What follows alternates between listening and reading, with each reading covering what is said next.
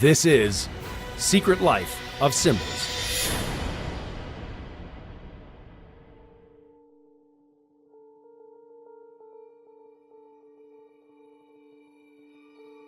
Today, in the world of religion and government and secret societies, there's a very important facet to the connection between governments and religions by secret societies, and that is the use of the planet Saturn. Saturn is referred to in the ancient world as Lord of the Rings. Well, of course, he is the Lord of the Rings. And men were told to, when they get married, to get married before your Lord, and you wear a wedding ring. Circles and rings were used in different religious events.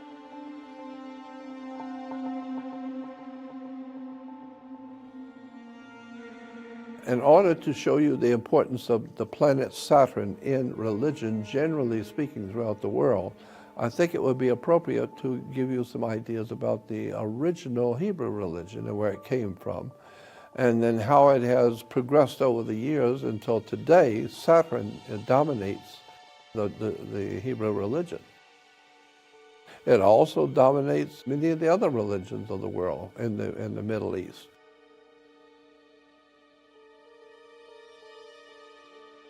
Originally, there was ancient religion, but it wasn't Hebrew or Jewish.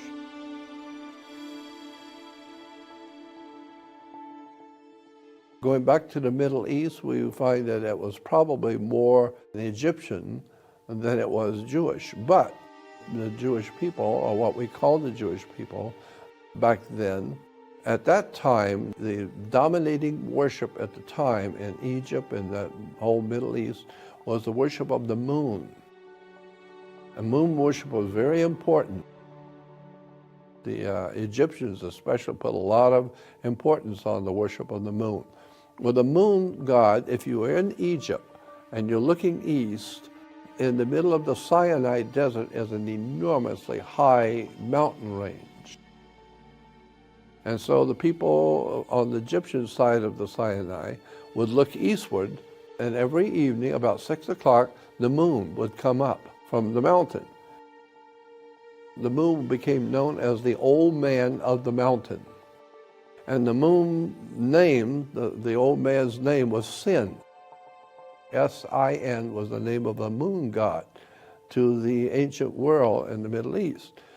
And the mountain was Ai, so you put the two together, Sin and Ai, because Mount Sinai. Well, that's where Mount Sinai is said to be, is in the Sinai desert. And this is why the Hebrews today, as they did many hundreds of years ago, they have a lunar calendar based on the moon. They trace their beginnings of each day from sundown to sundown. Why? Because that's when the moon comes out, is from sundown to sundown. First of all was the moon. Later on, Jupiter comes into the picture in ancient Hebrew worship. Jupiter, because in the ancient world, Pater, P-A-T-A-R, or P-A-T-E-R. And in the Phoenician Canaanite language, it was a Piter, P-I-T-E-R.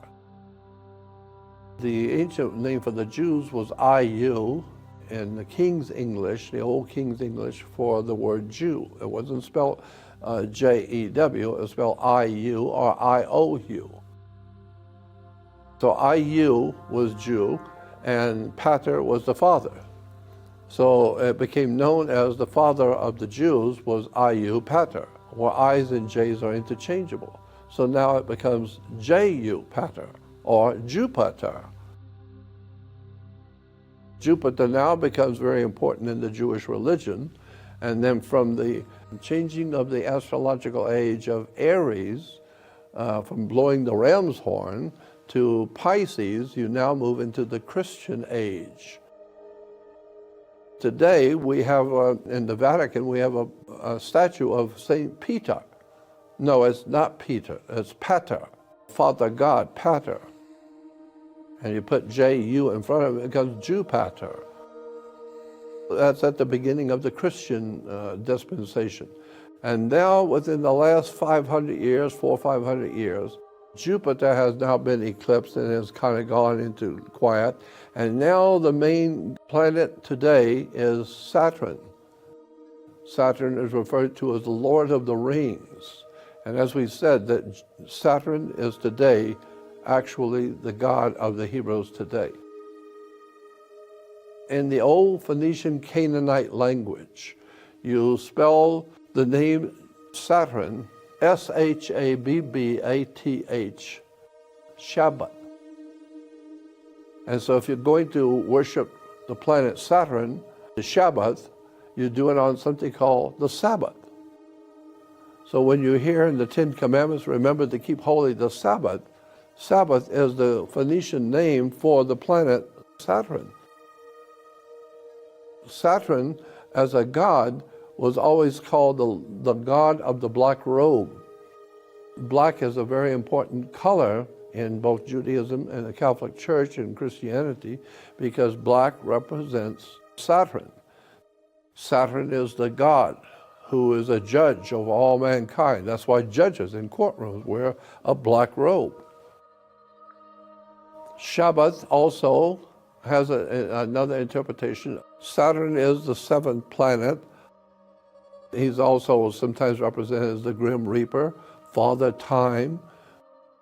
Very interesting, all the little details about Saturn and its numbers applying to it and the colors and all of that. We get our idea about chronology from Saturn, so we have something called a calendar, chronia, the calendar. Saturn was Chronos in Greek. Another reason why Saturn was important is because Saturn was understood to be the inhibitor, one who holds you back in life. That's why when you are celebrating your God on the Sabbath, you do no work. Because the ancients said if Saturn is the inhibitor who holds us back, then we won't do anything. He doesn't have to hold us back. We'll just not do anything on Sabbath. The reason why that Saturn became known as the inhibitor, and because it circled, ancient man didn't know there were any other planets out past Saturn, so they assumed that he's the bottom line. He's the one that holds us together. Saturn is still important in Middle Eastern religions, Arabic religions. The Star of David is a six-pointed star. Well, a six-pointed star is actually referred to by the reference works as a hex, a hexagram. Hex simply means six, which incidentally, in the Bible, 6 is the number of a man. How do you spell six in Latin? It's sex, S-E-X. So 6 is a six-pointed star. And today the Jews call it the Star of David, but the encyclopedias will show you that a six-pointed star is a hex, and it will tell you that it was originally the star of Saturn. So in the ancient world, some of the priests would draw a circle on the ground and draw a triangle, and then they would put another triangle obverse going the other way, which makes it a six-pointed star, and then they would be able to step inside of the circle and into the star and cast a spell on you. And so the idea was that they put the hex on you.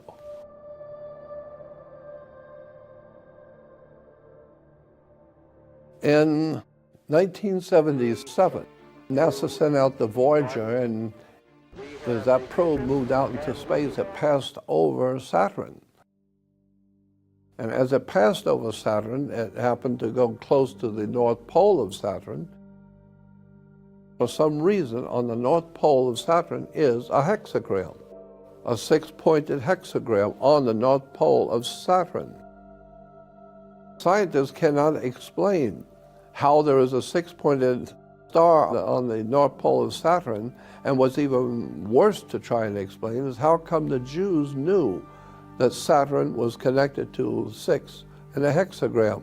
Somehow or another the Jews knew that six-pointed star was somehow connected to Saturn. There was no way for us to know until 77 when the space probe went across.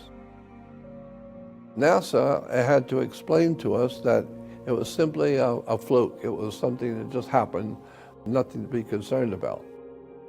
Then like 40 years later, when the Cassini craft goes out, that same hexagram is still there on Saturn. It wasn't just a little fluke. It's there on Saturn even today.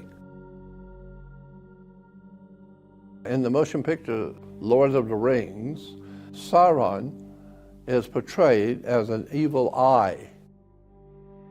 If you go to the South Pole of Saturn, you will see what as altogether looks like an eye, the all-seeing eye. However, if you think about the planet Saturn with its rings, if you turn the angle just right, now the rings look like two separate eyelids with the center circle as the eye. So there's a lot of mysticism connected to the planet Saturn, the Jewish religion, the Catholic Church and the Catholic religion. Even Islam today has a symbol of Saturn that is dominantly important to Islam. And it was a black square or a black cube. And the black cube represents the planet Saturn. Well, that's what Mecca is in Saudi Arabia, is a black cube, a black square. All over the world, large black cubes. And architecture and churches and monasteries, huge black square cubes, just like Mecca. In the movie 2001, Space Odyssey, in the book, the original book on that gave birth to the movie, in the book it was the astronauts were going to the planet Saturn to find this black cube. There again is the black cube in the planet Saturn. Anyone who studies the dark arts, the dark sciences, or the world of the occult knows that Saturn is very important to the dark side of this world in relation to religion and occultism. Saturn is the inhibitor. It'll set you back and teach you a lesson. Saturn represented government, military, the police department, governmental agencies.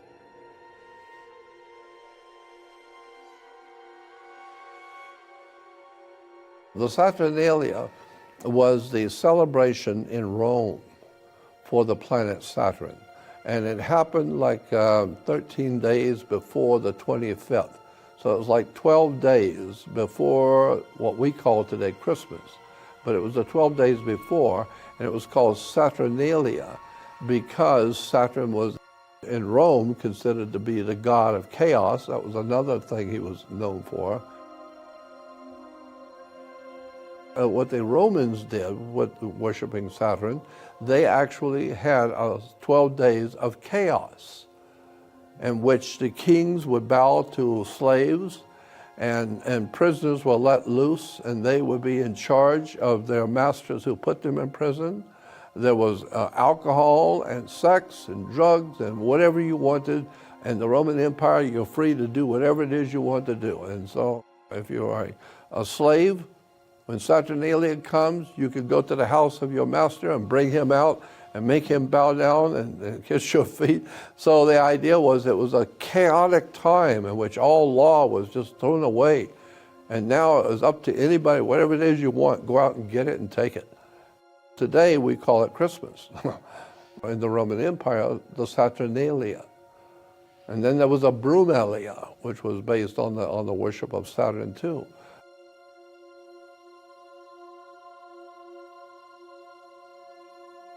A very important NASA scientist named Norman Berglund has written a book called The Ringmakers of Saturn.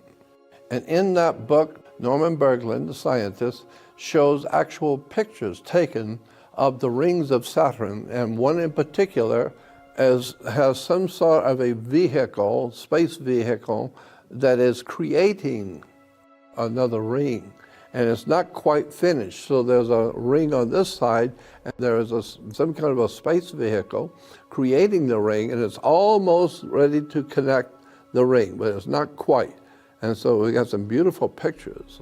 And it's going to ultimately connect it together, and that'll be a new ring in Saturn.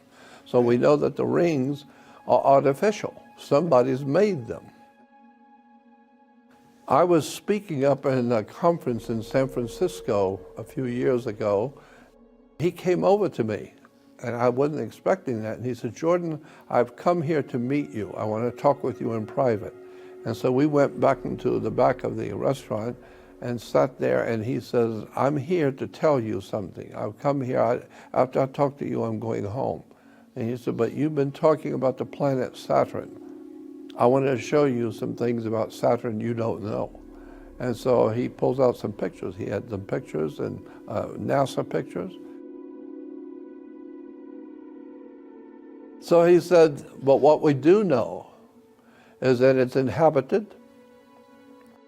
My question was, could the rings be like a dish for communication in deep space? Because we have television dishes, the big dishes. Maybe the rings could be some kind of a communication device that can send out or receive from extreme distances, hundreds of light years away, with this dish set up.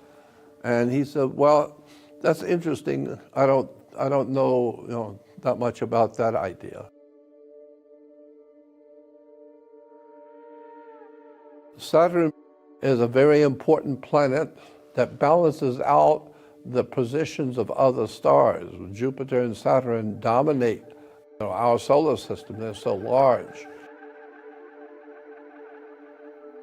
Saturn is important in not only its physical qualities of being able to exert energy fields and sounds, but it also goes back into ancient history, which makes it really interesting. How did the ancient peoples know so much about the planet Saturn, and also associate Saturn, as they did, with dark mystical forces? Saturn is probably the dominant figure in dark religions today, in the occult world, metaphysics. Saturn plays a prominent part in all magical systems.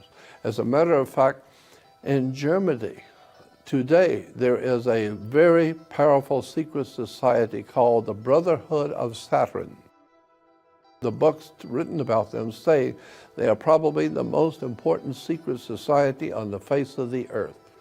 They are connected behind the scenes to all kinds of powerful organizations, governments, secret societies. I think the darkness associated with the planet Saturn and the occult religions of the world has to do with some actual, in fact, influence that Saturn has on the human race that the Jewish people realized that we didn't realize. And they probably got the idea from other ancient cultures that also venerated the planet Saturn. I am convinced that the world we live in is being dominated by an extraterrestrial presence. And I think that extraterrestrial presence is the one who is feeding us our ideas about theology, religion, the occult world, governmental systems, churches, and somehow the older teachers were knowledgeable about planet Saturn. But David Icke has been talking about this too for a long time, that Saturn is a very important planet to the occult world. And it is, because if you do any research into occultism, secret societies, Freemasonry, you will find that Saturn dominates the whole subject. I think that we have been on this earth, we humans, the way we live today, we've been on this earth with other life forms. other higher and far more intelligent and creative life forms that we really haven't looked at very closely and haven't really thought much about it. But when you do that kind of research into the things which are found on the earth that we can't explain, pyramids on the floor of the ocean and great temples in the Pacific and in the Atlantic Ocean, and the pyramids of Egypt and all of the wondrous, beautiful structures of the ancient and prehistoric world. There are just too many indications that there's a higher civilization that has been on this earth than we are, far higher. They understood the universe far better than we do even today. And so the Aztec, Mayas, the Incas, the Toltec peoples, the Egyptians, Babylonians, Sumerians, all of these ancient cultures were far, far smarter than we are. We've been learning from them. Our numerical system comes from Babylon.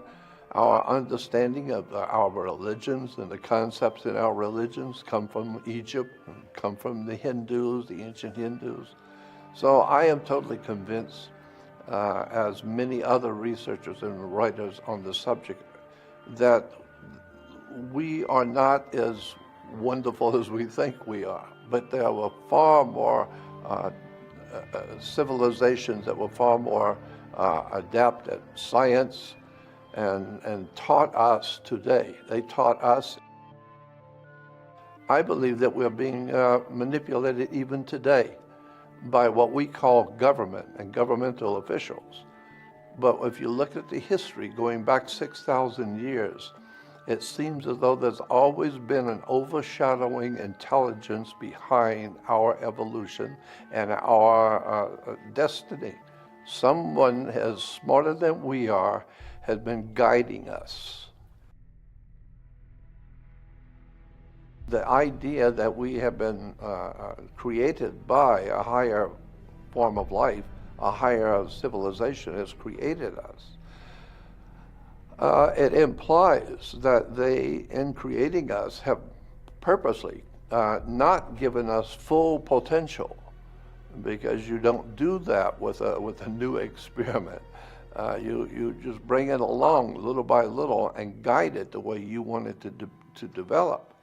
And so we don't have the wherewithal, intellectually speaking, to break away from the masters who have created this earth and seem to feel that they own us and that they can control us. We don't really have the wherewithal.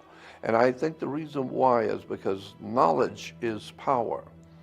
And if you don't understand some of this hidden knowledge and hidden history of who we are and how we've got here, if you don't understand that, you're never going to understand why we don't have the power that we could have if we joined together.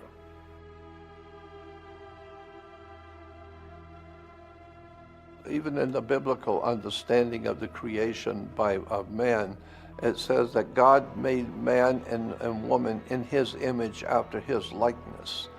And so it tells us something about our Creator by looking at ourselves.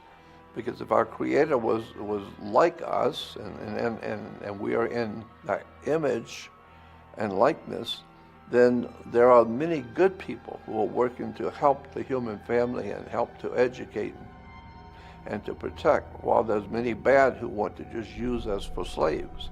So I think that there are good extraterrestrial life forms here who want to see us progress, but they also are aware that we should not become too smart, because if we become too smart and too clever, we may be presenting more trouble for everyone else out there in the universe, because we're already talking about going out to the stars and setting up new civilizations on other planets.